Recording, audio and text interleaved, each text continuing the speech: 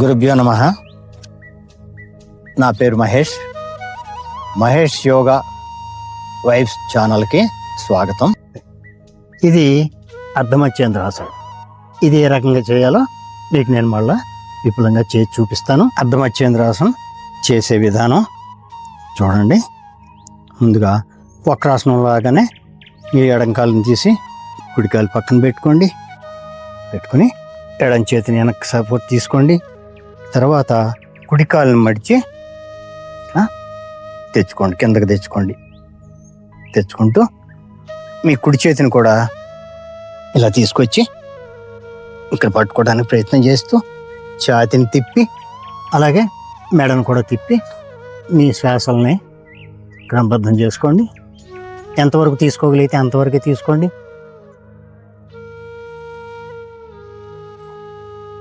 ఆసనంలో ఎంతసేపు ఉండగలుగుతారో ఉండండి.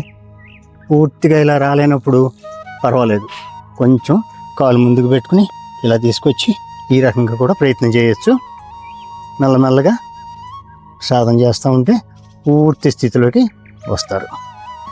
ఈ ఆసనం వల్ల జబ్బులో భుజాలు లావుగా ఉండే వాళ్ళకి ఆ భాగాల్లో కొవ్వు కరిగి భుజాలు చాలా నాజుగ్గా అందంగా తయారవుతాయి.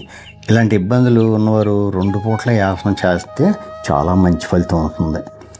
ఈ ఆసనం వల్ల వయసు పెరిగే కొద్దీ వచ్చే గోళ్ళ నొప్పులు, భుజం కీలు కదపటం వలన గోళ్ళలో జిగురు పెరిగి ఆ నొప్పులు పోవటానికి అవకాశం ఉంటుంది.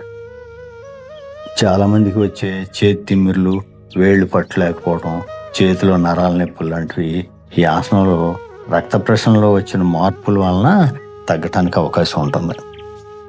ఎలాగంటే ఈ ఆసనంలో ఉన్నంతసేపు క్రింద ఉన్న చేతికి రక్త ప్రసరణ తగ్గి ఆసనంలోంచి బయటికి రాగానే ఒక్కసారి ఎక్కువ రక్త ప్రసరణ జరిగి తిమ్మిర్లు లాంటి బాధలు తగ్గటానికి అవకాశం ఉంది.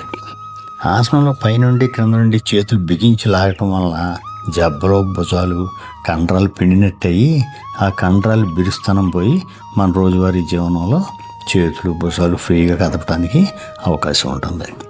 ఈ ఆసనాన్ని రోజు సాధన చేయటం వల్ల కాళ్ళలోని కీళ్ళు బిగును వదిలి వయసు పెరిగినప్పటికీ కీళ్ళవాతం, కీళ్ళు పట్టివేయటం లాంటి రావుసమ. ఈ ఆసనంలో మోకాళ్ళ దగ్గరికి చేర్చి కూర్చోవడం వలన చుంటి భాగంలో ఉండే కొవ్వు కరిగి ఆ భాగానికి రక్త ప్రసరణ బాగా జరుగుతుంది. ముఖ్యంగా ఈ ఆసనం పోస్టేట్ వాపు తగ్గించడంలో పురుషులకు మంచి ఉపయోగకరని చెప్పవచ్చు. సందేహాలు ఏమైనా ఉంటే దిగువిచ్చిన వాట్సాప్ నంబర్కి ఫోన్ చేసి మీ సందేహాలు తీర్చుకోవచ్చు. మీ ఆరోగ్యం కోసం నేను చెప్పబోయే ఆసనాల గురించి కానీ తర్వాత వీడియోలో కలుద్దాం. ఓం శాంతి శాంతి శాంతి. గురుభ్యో నమః.